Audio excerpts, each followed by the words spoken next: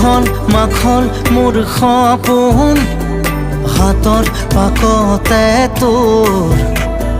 ঘূৰা ঘূৰা লেতাই ঘূৰা মই আদিম নাচো নৰে মই পগলা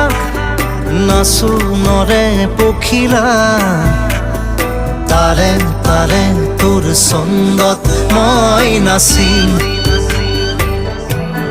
চিলনীৰ জাকুৰে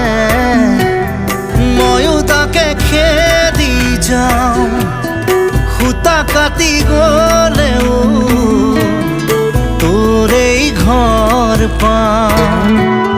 চিলা চিলা চিলাব